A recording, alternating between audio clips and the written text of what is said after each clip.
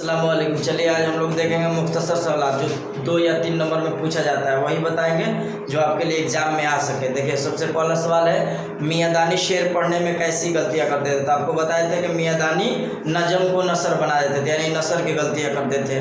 Mirza Farhatullah bag ने किसका खाका लिखा। तो ये आपको अच्छी तरह से याद है कि मिर्जा फरहतुल्लाह बेग ने अपने उस्ताद डिप्टी नज़ीर अहमद का खाका लिखा। ठीक, उसके बाद आपको देखिए ये सवाल, उसके बाद मिर्जा फरहतुल्लाह बेग शेर खुआने में किस तरह की गलतियां करते थे।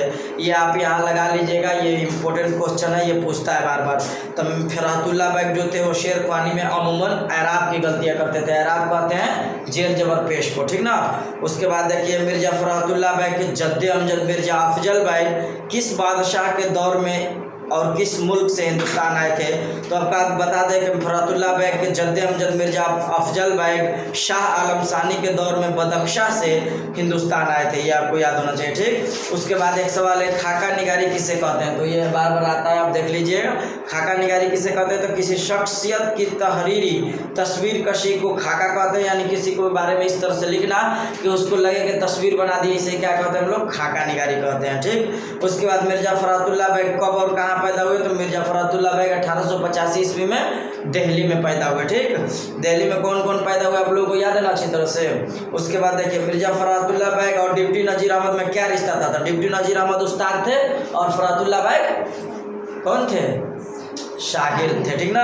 अब देखिए चैप्टर 2 से सवाल आती है, चैप्टर 1 से हो गया, उतना ही चैप्टर 1 से देखना है आप लोगों को। ठीक, उसके बाद ख्वाजा हसन नजामी किसी 2 किताब के नाम लिखिए। तो देखिए एक सिपारे दिल, एक नजामी बंसुरी।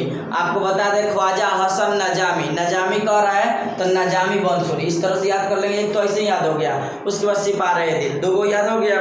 अदबी इस्लाम में मजमून किसे कहते हैं। तो देखिए किसी खास मौजू पर जो तहरीर कलम बंद की जाए उसे अदबी इस्लाम में मजमून कहते हैं। मजमून की एक वीडियो भी बनाए हैं, उसको भी देख लीजिएगा, आप बोले थे भी लिखने के लिए। उसके बाद शामिल निशान मिट्टी का तेल मजमून निगार कौन है। तो मिट्टी के तेल का मजमून निगार कौन हो जाएंगे, कौन होंगे बताइए, ख्वाजा हसन नजामी। अब आप ही से पूछेंगे, शामिल निशान में मजमून मिट्टी का तेल मजमून निगार ख्वाजा हसन नजामी है। ख्वाजा हसन नजामी की पैदाइश कब और कहाँ हुई आप बताइए। दिल्ली में, सही। ख्वाजा हसन नजामी किस बुजुर्ग के औलाद में थे।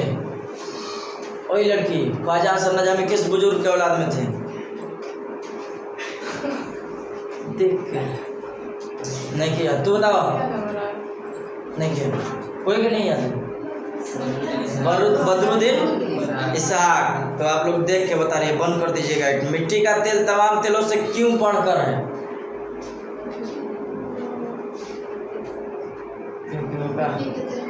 नहीं याद है। मिट्टी का तेल तमाम तेलों से इसलिए बढ़ चढ़ के है, बजाहिरा वो बदबूदार और तेल है, लेकिन उसकी अफादियत तमाम तेलों से बढ़कर है। अफादियत मतलब आपको क्या मैंने लग रहा है, फायदा उससे हमको क्या ज़्यादा है कि नहीं ज़्यादा है, आपको समझ लेना है कि उसका इस्तेमाल किस तरह से। अब मिट्टी का आग हवा पानी और खाक में सबसे कम तर किसको समझा जाता है, ये तो ऐसे बता दिया जाएगा। ठीक, ख्वाजा हसन नजामी के वालिद का नाम सैयद आशिक अली। ख्वाजा हसन नजामी का इंतकाल कब हुआ। 1955। एक और 1955 में कौन इंतकाल किया, साद हसन मंटू। देखिए 1 नंबर वाला सवाल आता है, आपको लिख कर ज़्यादा प्रैक्टिस करना है, आप आ जाएगा आराम से। मिट्टी के साथ दुनिया कैसी सुलूक करती थी। हाँ, मिट्टी के साथ दुनिया पाँव से रौंदती थी, उसको आपको भी पता है। चंबेली और मोतिया के तेल से भी अहम मिट्टी का तेल है, कैसे। क्योंकि उसके